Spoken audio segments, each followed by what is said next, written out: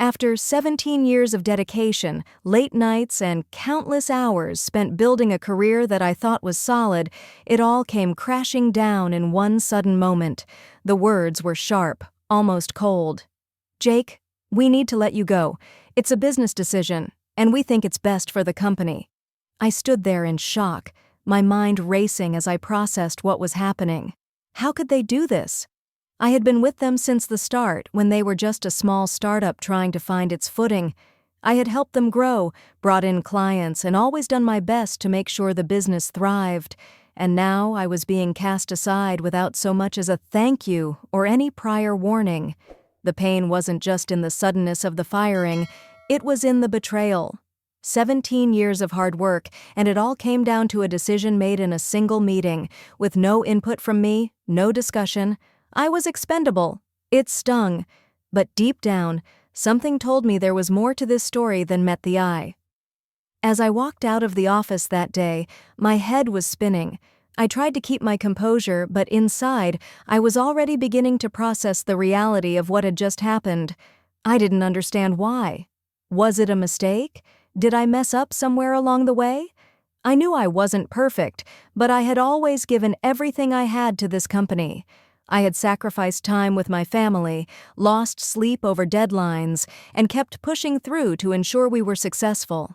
But now, standing in the parking lot, I realized something. I had been blind to the bigger picture. There were forces at play that I didn't fully understand yet. As much as the shock and betrayal hurt, I had this nagging feeling in the back of my mind that this firing wasn't just a random decision. It felt strategic. I had no idea what they were planning, but I knew one thing for sure: I wasn't going to let this be the end of my story. The last 17 years had taught me more than just business skills. It had taught me how to survive, how to adapt, and most importantly, how to rise from the ashes of what seemed like defeat. And I had a feeling I was about to learn a lot more. The first few days after the firing were the hardest. I didn't know what to do with myself. It wasn't just about losing my job. It was about everything I had poured into that company. 17 years of my life, countless sacrifices, and now I was suddenly left with nothing. No plan, no safety net, and certainly no idea what came next. I found myself sitting in my small apartment, staring at the walls, trying to think of my next move. For the first time in years, I was forced to stop, take a step back, and really think about who I was and what I wanted to do next. It was a moment of self-reflection, the kind of moment you don't get when you're constantly hustling, constantly working to meet everyone else's demands. But deep down, I knew something wasn't right. The firing wasn't just a decision to cut costs or eliminate an employee. There had to be more to it. My instincts told me that this was planned, and not just for financial reasons. I had been too involved in the company, too deep in the day-to-day operations to not notice small changes happening. There were whispers among the employees, a sudden shift in leadership, and a sense of coldness that had crept in. It was then that I realized the company was making a change that didn't involve me. I didn't want to believe it at first, but the pieces started falling into place. I had been replaced, not because I wasn't good at my job, but because someone else was coming in to take control, and I had been too blind to see it. But I wasn't ready to give up just yet. As much as the firing had stung, it wasn't going to define me. I still had the knowledge, the experience, and the skills I had gained over the years. I just needed to channel it into something else, something of my own. I started brainstorming. What if I could build something new, something better? A business that was entirely mine. I had the connections, the expertise, and the vision to create something of value. It was time to stop playing by their rules. I spent the next few days drafting ideas, making calls, and reaching out to old contacts. I knew it wouldn't be easy. Nothing worth doing ever is. But I was determined. This firing had not only opened my eyes to what was happening behind the scenes at the company, but it had also ignited a fire inside me. I wasn't just going to survive this setback. I was going to use it to fuel my future. And I knew that whatever came next, I wasn't going to be left out in the cold again. I spent the next few weeks in full-on hustle mode. Each day, I woke up with a renewed sense of purpose, a drive I hadn't felt in years. I threw myself into the idea of starting my own company, making every move count. I knew it wasn't going to be easy, but something about being forced to start over felt oddly freeing. I wasn't tied down by anyone's expectations anymore. It was just me, my vision, and the open road ahead. I started by contacting former colleagues, people I knew from my years at the company. Some were still working at the same firm, others had moved on. But all of them were successful in their own right. I knew that with the right support, I could build something great. Something that was mine, not dependent on anyone else's decision. The first few responses came cautiously, but after a few meetings, I managed to form a small group of key people who were as hungry for success as I was. The most surprising part? They believed in me. I wasn't just some ex-employee who had been left behind. They saw the skills I brought to the table, my leadership, my ability to connect with people, and my experience in the industry. Slowly, but surely, I began to build the foundation of what would become my new venture.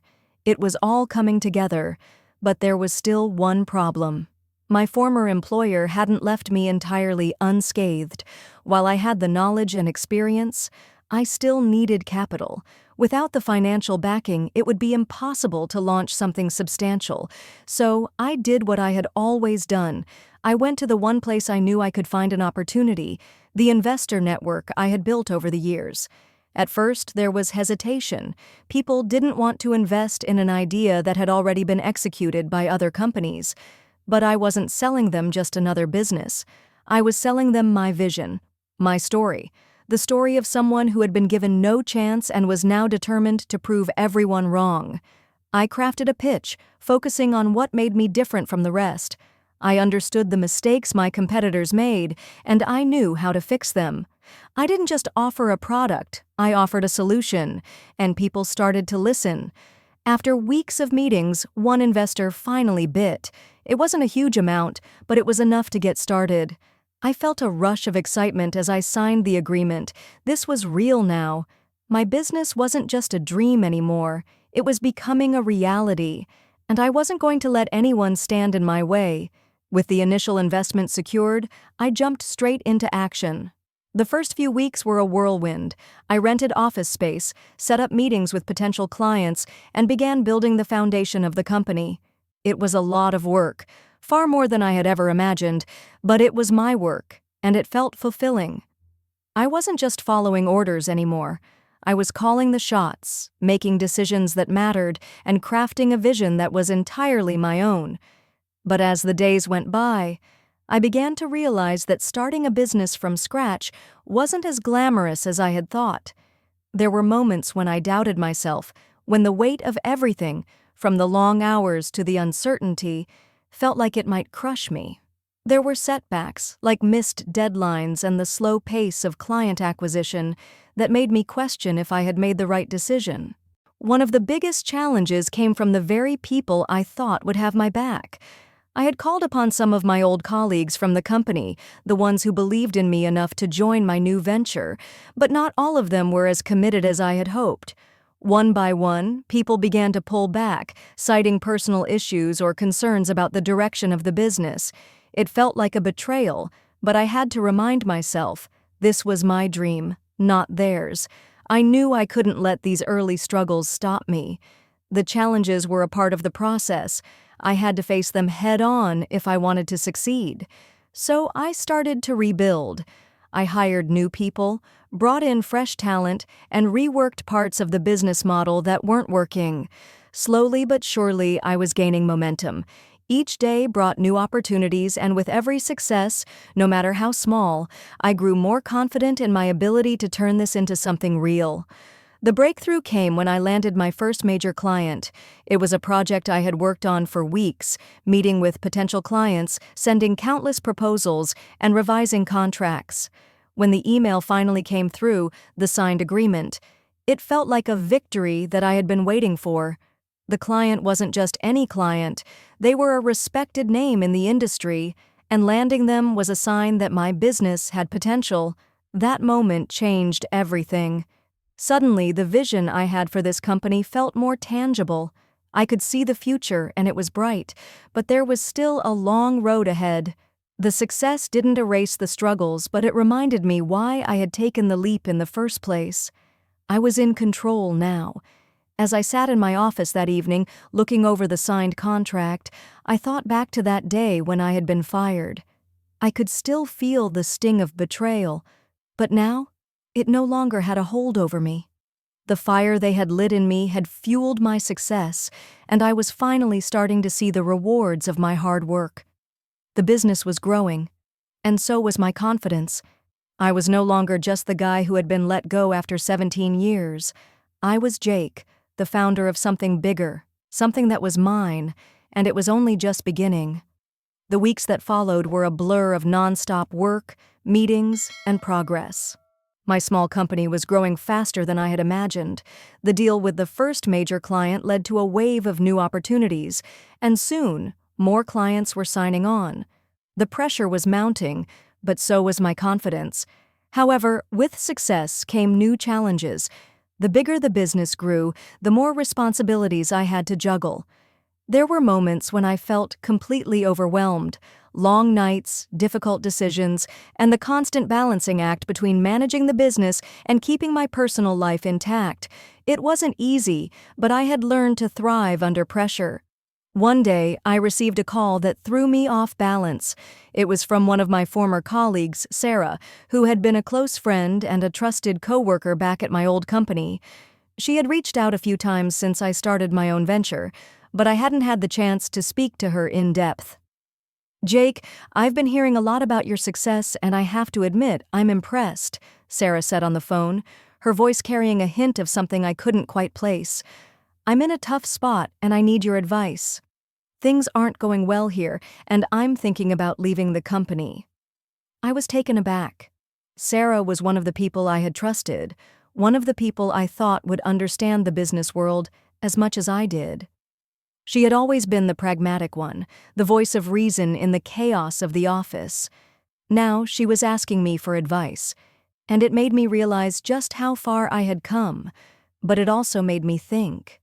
I could see the cracks forming in the company where I had been, the same cracks that I hadn't been able to see when I was too involved in the day-to-day grind.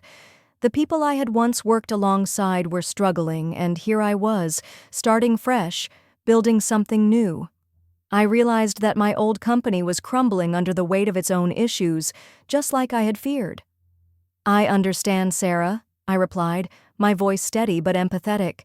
"If you're not happy there, you have to do what's best for you, and I'm sure you've got a lot to offer wherever you go next, but whatever you decide, make sure you choose what's right for you.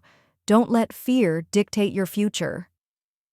I paused, then added, "And hey, if you ever decide to go in a different direction, you know I'm building something here. I could always use good people." She was quiet for a moment before responding, "Thanks, Jake. I'll think about it." As I hung up, I felt a strange mixture of emotions. I was proud of how far I'd come, proud of what I'd built, but I couldn't ignore the fact that the business I had helped build had come to this point. I had left that world behind, but a part of me couldn't help but feel sorry for the people still trapped in that system. I had left because I knew I wasn't going to survive in a place where I wasn't valued, and yet, here I was, building something of my own. I wasn't just surviving anymore, I was thriving. But the bigger question remained. Would I ever truly escape the shadows of my past? Would my old company, my old colleagues, ever stop trying to pull me back into their world? I wasn't sure, but for the first time in a long time, I didn't care. I had a vision, a plan, and I was more than ready to see where it took me. As the months passed, the business continued to grow, but with success came new challenges. The more clients I landed, the more demands I had to meet. The pressure of managing a fast-growing company began to weigh heavily on me. There were days when I felt like I was juggling a million things at once: finances, contracts, client relationships, and managing my small but growing team. It wasn't easy, but I had learned to thrive under pressure. Each challenge that came my way felt like another hurdle to cross. The stakes were higher now, and there was no room for mistakes. But with every success, every new contract signed, I grew more confident in my ability to handle whatever came next. One afternoon, I was in a meeting with a new potential client, a large corporation that could take my business to the next level. This was the type of contract that could change everything for my company. I had been working on this deal for weeks, pouring my heart and soul into the pitch. The client had a lot of questions, and I was ready. I had anticipated every objection, every concern they could raise. The meeting was going smoothly, and everything seemed to be aligning perfectly. I could feel the weight of the moment. This was it, the deal that could define my future. But then, halfway through the presentation, I was interrupted by a phone call. It was from my lawyer, an unexpected call that made my heart race. "Jake, there's an issue with the contract you signed with that investor," he said. "We need to address this immediately." I could feel my stomach drop. Not now. Everything was going so well, but now this? I excused myself from the meeting, trying to maintain my composure as I stepped into a quiet corner of the office. The lawyer explained the situation. A clause in the investment agreement had been overlooked, and it could potentially jeopardize the deal I had just secured. I took a deep breath. This was exactly the kind of moment I had been preparing for. It was a test, and I wasn't about to let this one issue destroy everything I had worked so hard for. I made a quick decision. I would fix this, and I would do it without letting anyone else see my panic. I called my lawyer, got the details sorted, and immediately worked on a solution.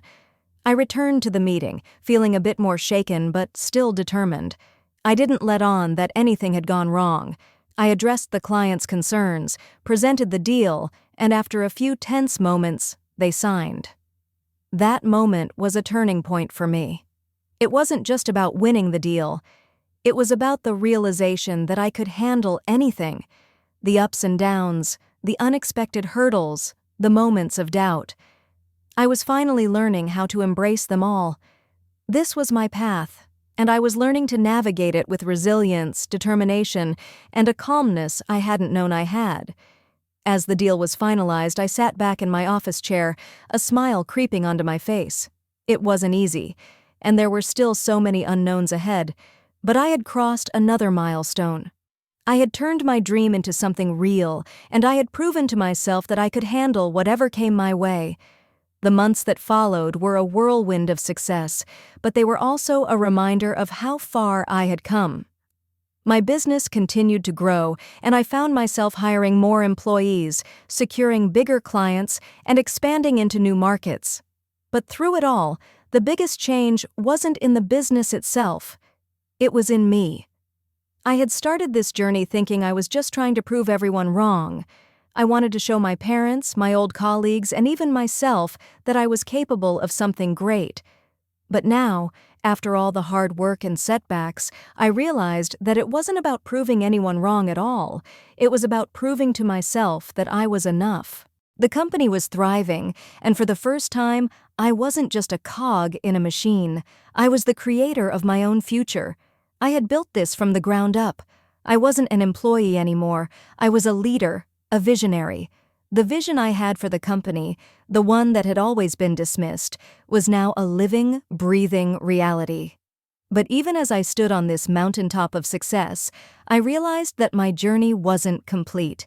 There were still things I wanted to achieve, still obstacles to overcome, but now I faced them with confidence, not fear. I knew that no matter what happened, I was capable of handling it. Then, one afternoon, as I was reviewing some new business proposals in my office, I received a call. It was from my old company. They had asked to meet with me. I wasn't sure what to expect, but I agreed to meet them, curious to hear what they had to say. When I arrived at the office, I was greeted by the same people who had once cast me aside. The CEO, the board members, the people who had once thought I was nothing. They were all there, waiting for me. To my surprise, they offered me a position at the company. They wanted me to come back and help them turn things around. It was a huge offer, one that many people would have jumped at in a heartbeat. But for me, it wasn't that simple. I sat in the room, listening to their proposal, and then I thought about everything I had built, all the late nights, the tough decisions, the sacrifices, and the joy of knowing that this was my business, my creation. They couldn't offer me the satisfaction I felt from knowing I had done it all on my own. I smiled and declined their offer. "Thank you," I said, my voice steady. "But I'm doing just fine on my own." As I walked out of that room, I felt a sense of freedom and pride that I hadn't felt in years. This wasn't just about success. This was about ownership. I had taken my life back from the people who had underestimated me, and I had built something worth far more than a paycheck or a title. I had done it. I had proven that I was capable, that I was worthy, and most importantly that I didn't need anyone's approval to succeed.